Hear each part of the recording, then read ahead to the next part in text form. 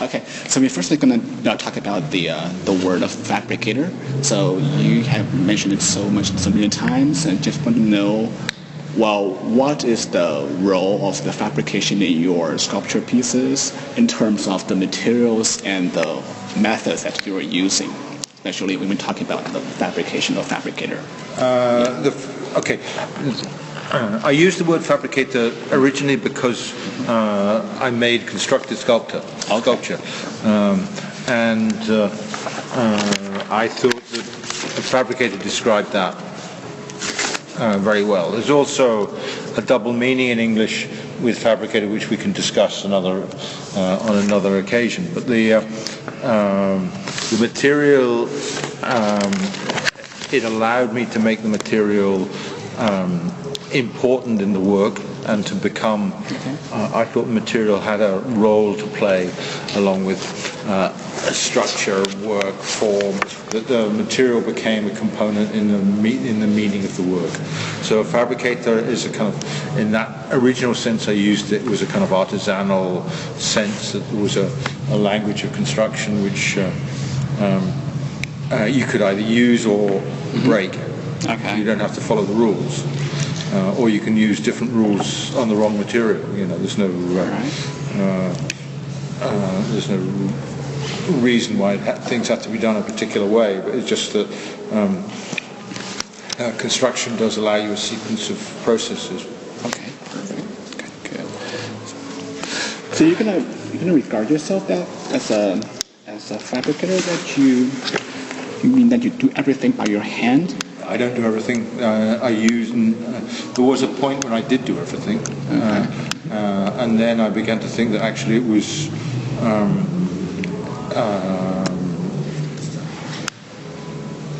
distorting the work if I tried to do everything.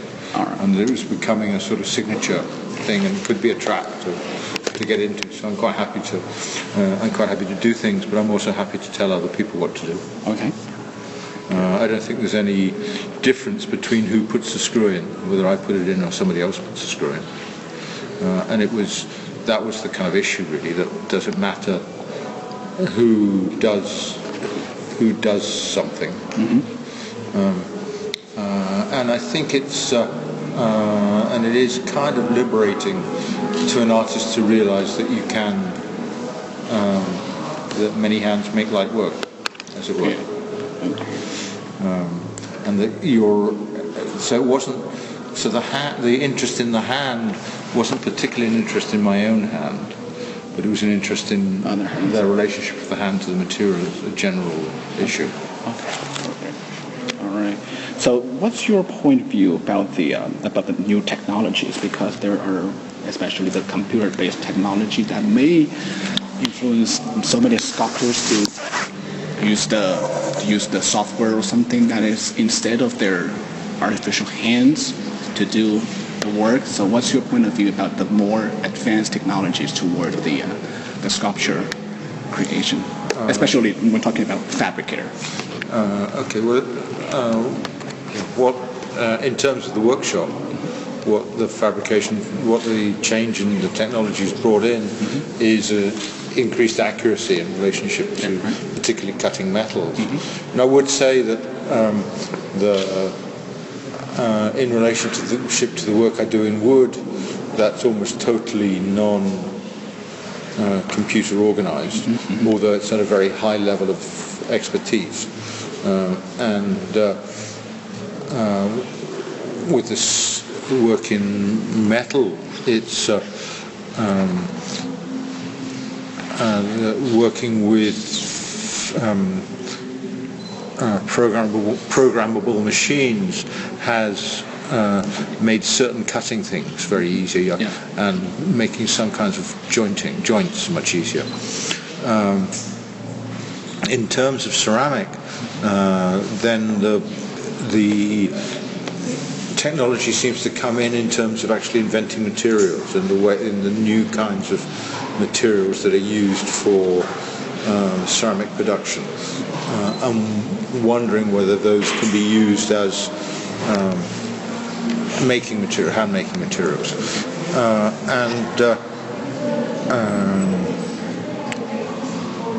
I guess the last point is that the last thing is to do with print, with whether you're using a piece of software to develop an object and to print it or to replicate it. Then that seems to add something quite interesting, that you can make something happen that didn't exist before. So what about these pieces? Like they're more delicate pieces than before. Did you use any computer-based technologies to do? These are cut. Well, these are cut on. The original drawings are drawn by hand. Okay. And then it's developed through. Then the drawings are transferred to a cutting program. Okay. And then this kind of precision of joint is a lot to do with being able to cut to extreme accuracy. All right. So it comes to the calculation at last before it. Okay, that's perfect. Okay, so that comes. With these, is a bit in between. So the profile is did go out into the computer, but then it's handmade, and so the ends are actually cut from a scan of the object. They're not cut from, so they're cut to fit rather than the object being made to a very precise outline. Although the cutting of this profile of this heavy steel is dependent on there being a drawing existing that drives a laser cutter. All right. So you draw first and then scan it, and then... Yes. So the drawing. Well, actually, this is scanned from the. So it was drawn, and then the middle piece was made, but then the ends were scanned because there's a variance between the drawing and the actual thing. Okay. So they're cut to fit. Okay. So on that piece, do you want to express the randomness of the creation? Because it seems that the curve are not just the perfectly calculated ones, but the hand drawing freestyle. The curves are not. No, the curves are all drawn with a. The original drawing, the curves are drawn with a.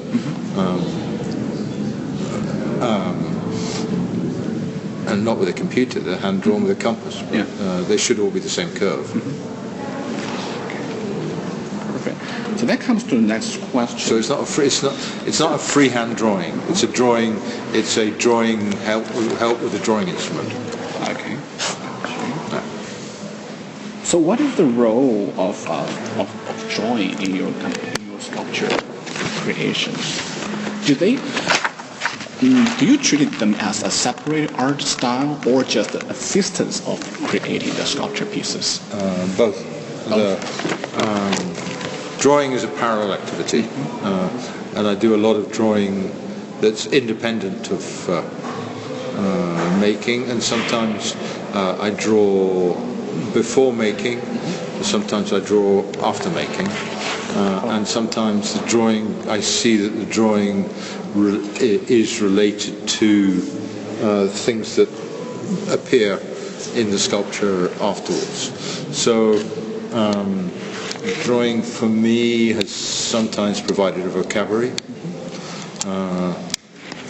Actually, at the moment I'm interested in drawing things I can't see. So the drawing is I sometimes use drawing as a way of inhibiting what I'm doing rather than enabling what I'm doing.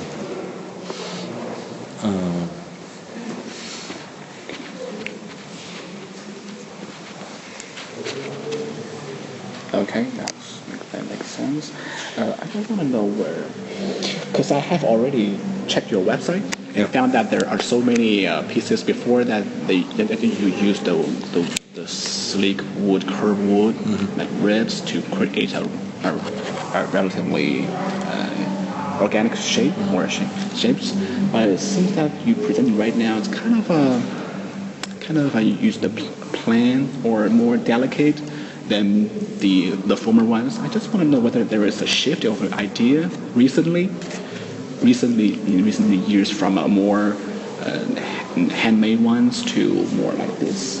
No, I carry on making wooden works which are equally organic, although they're rather more complex than they were before, to do with investigating twisted elements. Yeah. I think you could say that I made a lot of work. I made a lot of works at one time where there was a kind of rib or a cage-like structure, and the material was on the outside. And then I began to be interested in trying to find ways in which the material could be all the way through without being solid, without making it solid. So that then it got kind of quite interlinked. And then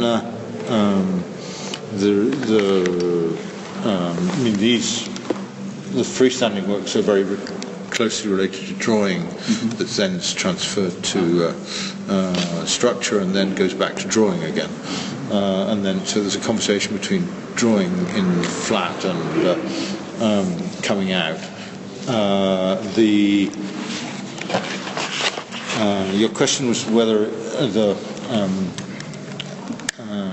whether there is a change in your mind. Not that I'm really aware of. I think the work has higher production values than it used to have. Okay. But I think the colour is a kind of fairly applied colour is a fairly it's not new, but it was something that came in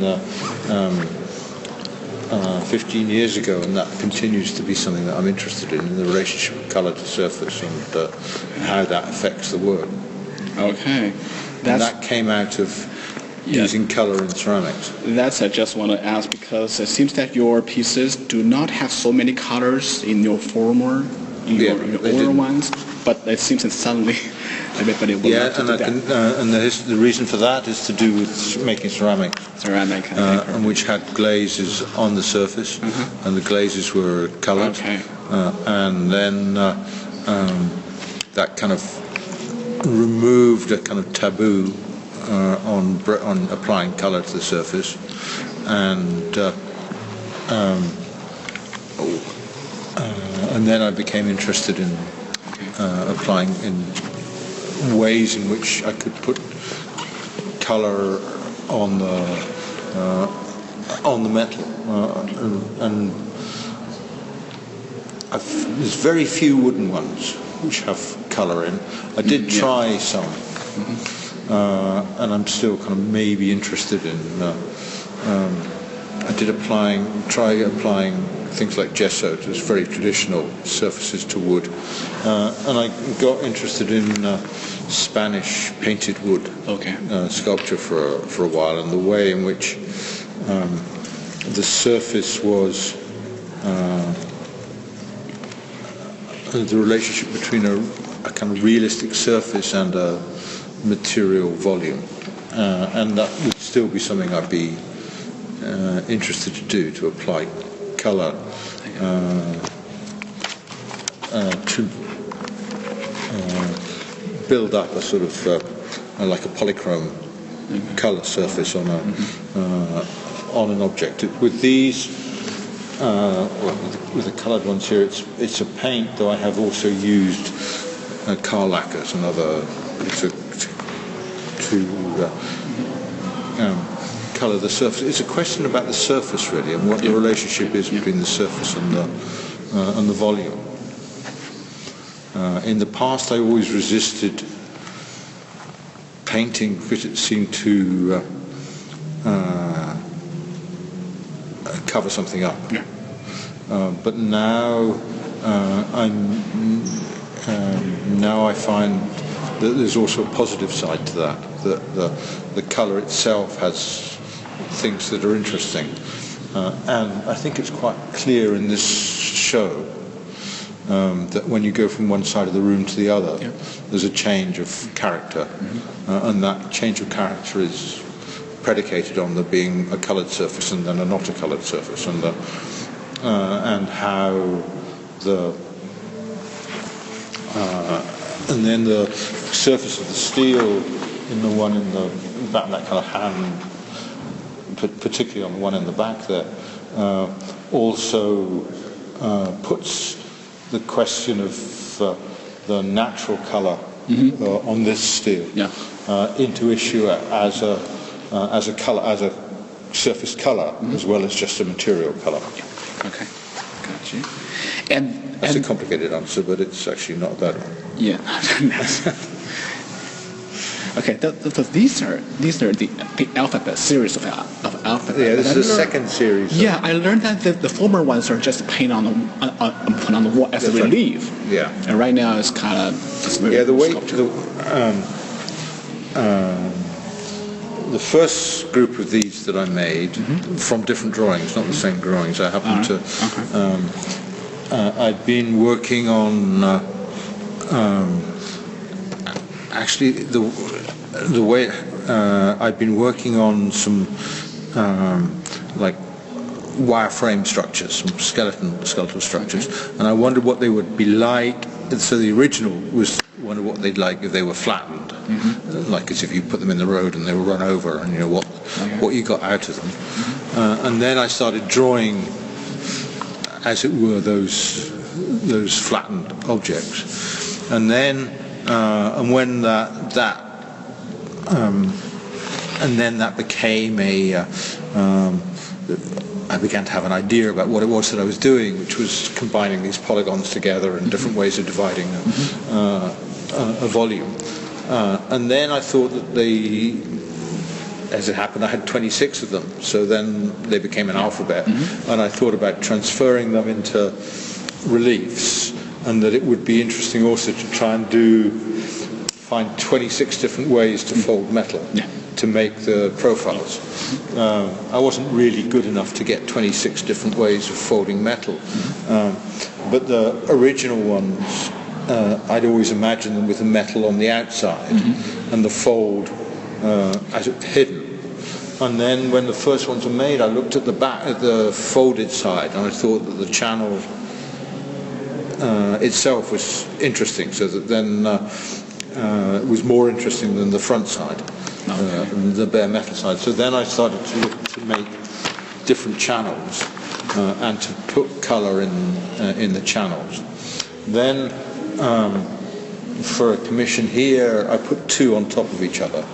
A very big public work in Beijing at Deacon. I put two coloured ones on top of each other, again still attached to the wall. But then I thought, well, if there were three, then one of them could come down to the floor and hold the others against the wall. And then I thought, well, actually, if there's three, you can probably make it freestanding, and then you have both sides. Right. So it's gone from. Actually, they started as objects that then became drawings, that then became reliefs, that now are starting to kind of expand outwards again into fully three-dimensional objects.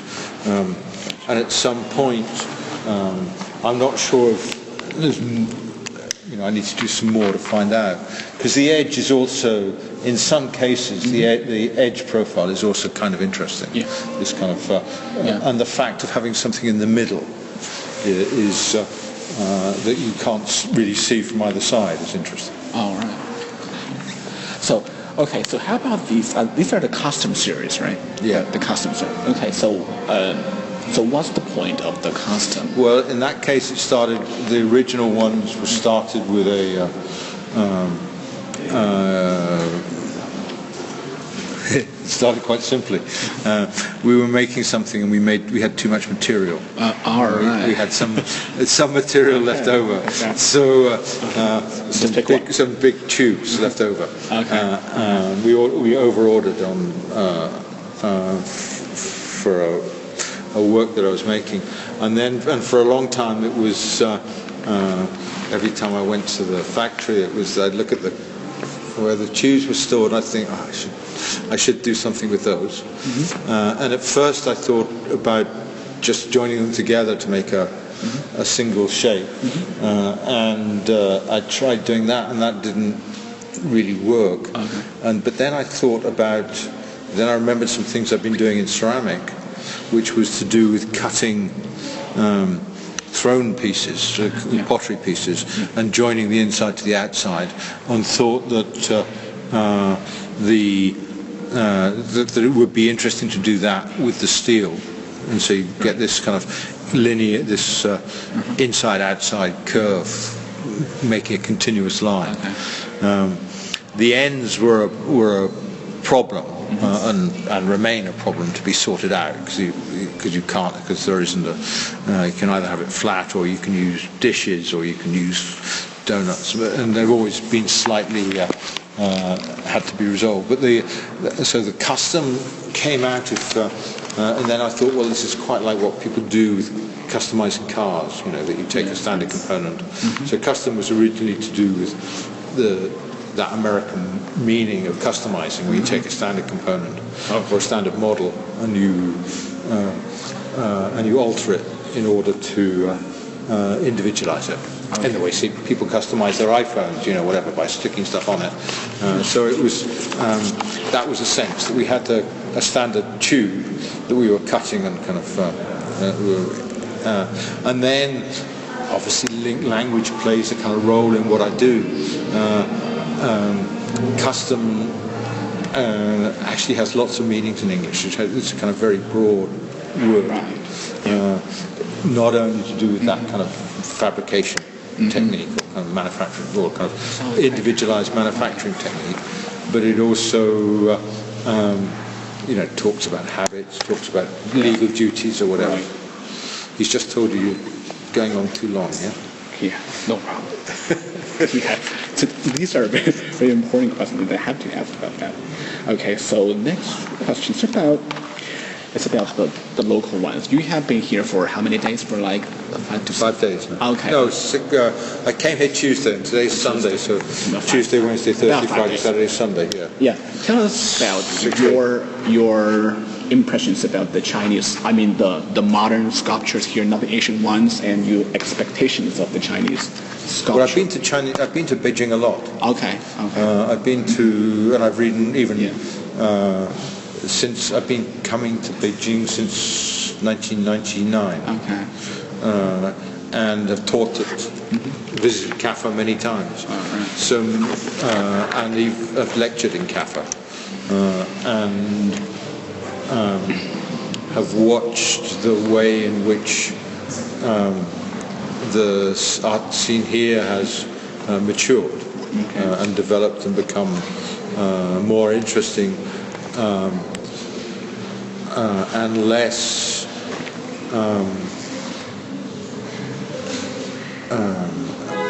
expressionist, actually, would be the.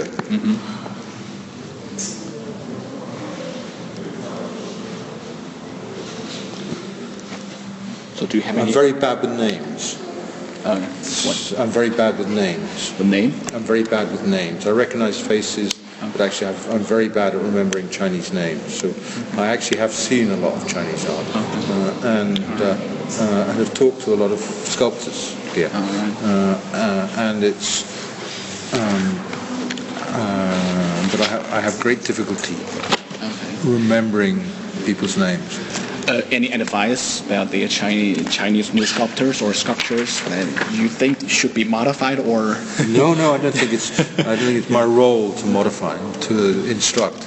I understood that my role here was to, when I first came, was to provide information, which wasn't already here. So when I first came here, I gave 3 very long lectures on the history of British sculpture, and I've taught subsequently, and it's been because I've also made work here, even from in 1988 was making work. There's been a dialogue about practice and also the relationship to the public domain. All right. Okay, got you. So how about your teacher? Because I've learned that your teacher, important one, is the Anthony Carroll, right? Anthony Carroll was never my teacher. You learn from him? No. He was never my teacher. This is a story that comes from Anthony Carroll's studio. That is not. Okay. So he would have liked me to be his student, perhaps. So have you learned anything from him or inhibit something from him? Especially, there are works of Anthony Cara's that I like a lot. okay. Particularly from the small works. Actually, from the works from the 60s and the 70s. Okay. Wow, there's still so many questions that I haven't got to. Sorry about that. Okay, let's see. All right. Okay, so you would love to talk about the physicality about your sculpture that every sculpture should be experienced by visitors who come here. I just want to know whether that is to say a larger pieces or that's also included in small pieces. No, I make small works, and I'm happy that. Yeah, how to express that physical tap? Well, it's difficult. It is difficult. It's as hard to make small pieces as it is to make big works. But it can be quicker sometimes. Just abstract them and then attract them to come to your pieces and go around and. I think things have their own rules. I don't really make small things and then make big things. Okay. Although model making has been a part of until 15 years ago, then model making was really never part of my practice. I'd always make things of the full size.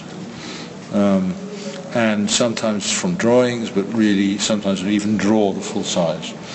When I started working in ceramics, I say never's a big word, but so it would occasionally I'd work out a detail in a model.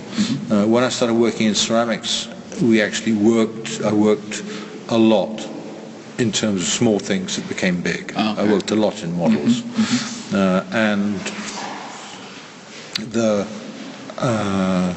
And that meant that there were a model version and a big version. But I didn't change. And then I also started thinking about the way in which the model permitted me to think about other materials. And that became interesting. So. And your drawings, I have checked your website and found that your drawings can roughly come into two categories. One is more like a sketch one, and the other one is like, well, my profession, like a construction document or a construction drawing. So what are the two differences? Which one is more important, or which one is directly related to your sculpture pieces? But one is more like an engineer one that you, especially you can just write on the boat where's the boat located at, and the other one is like more sketchy one. You just draw the flow. Yeah, but then there's also other drawings which are things in themselves that are finished completely, that don't have any relationship to the sculpture. To sculptures. Okay. So you use the construction documents ones to just directly use it to the sculpture pieces, right? Yes. Okay. Gotcha.